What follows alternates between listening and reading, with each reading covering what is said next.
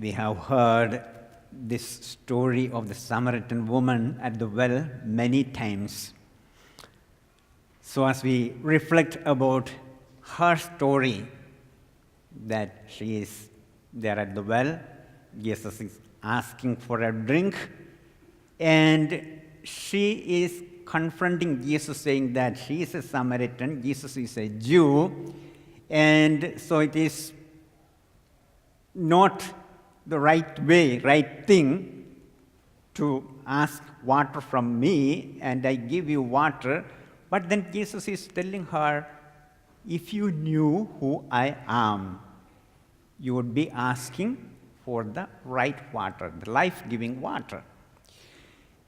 And then as the story goes on, we see that Jesus is opening her life, her heart, to see where does she stand and what kind of thirst she should have. Remember Saint Augustine, who said, "My soul is in unrest until I find rest in you, O Lord." In every human being, there is this longing, this thirst to find God and to rest in Him. But as Jesus is telling to this woman, there are some kind of things that we need to put in order. Certain kinds of things that we may have to set aside, to leave behind. Jesus is saying to the woman, go and call your husband. When she does say that she doesn't have a husband, he says, of course, you don't have now, you had 5. Now the one with whom you live is not your husband. So if we reflect, we can have, all of us can have these kinds of different kinds of 5+1 husbands, different kinds. Last week, our catechumens, the elect, had their retreat, and they were asked, as the woman left her jar at the well and left, what kind of things you have to leave behind? And what kind of water are you thirsting for? They said these things. They said the things that are thirsting for: acceptance, love, patience, forgiveness, a healthy family, faith, confidence, comfort to turn my fears and insecurities over to God, confidence, peace and understanding, and God's power and influence in their life. It went on like that. And then they said the things that they need to leave behind: anger, hatred, impatience, selfishness, fear, doubts, self-righteousness, insecurity, desire for worldly approval. Some of them said their past and old self, resentments, their ego, self-centeredness, negative thoughts, putting me before God. Again, it went on like that. And if we really reflect, as they think, they reflected, this is the same things perhaps all of us may have. We need to leave behind certain things.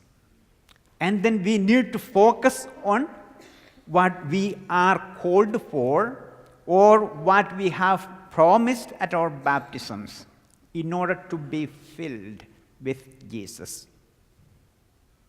And once she got converted, we see, like the real disciple, she goes back to her village and call all these people like a real evangelizer, and all of them experiences God. The latest story for today, as I was just watching the TV in the morning, yesterday, these days are the days of, there are a lot of internet bullying going on.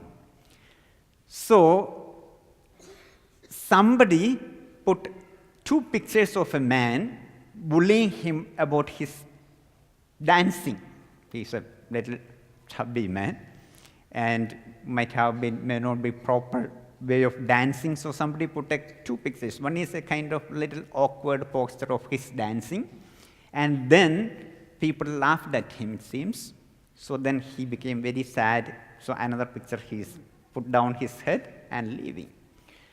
So then another girl, actually from Los Angeles, Cassandra Fairbanks, her name, she and her friends, almost 1,700 other women, they got so sad seeing these two pictures and this posting. So they immediately made an account on Twitter and they posted saying that, find out who this man was, or find out who posted this posting. And they got instantly so many replies, and within 24 hours they found out this man was a Sean from England. And then what they did, they wanted to lift his spirit, so they immediately arranged for a party for him. Where? In Los Angeles. And this man is coming from England to Los Angeles. And seeing that all this going on as a kind of viral, there are now many people, even celebrities, like Pharrell Williams and so many people are saying that we are going to join you. Sometimes we are like both. On the one hand, we can be so rude, so rude, taking away the spirit of life. And then we can also be like the Samaritan woman, hide behind. But the real call is like Jesus, as these women trying to reach out to lift the spirit, for our own spirit and the spirit of others. The season of Lent is a time calling us to reflect about our own life and to make real transformation, real change, real renewal, to be the true disciple of Christ, both for us and the true evangelizers, as the Samaritan woman turned out to be, and these 1,700 plus, now it is within 24 hours, some 7,000 people have responded to that. We can be true evangelizers in a little way, but touching many, many lives. Let us be those evangelizers during the season of Lent. Let's pray.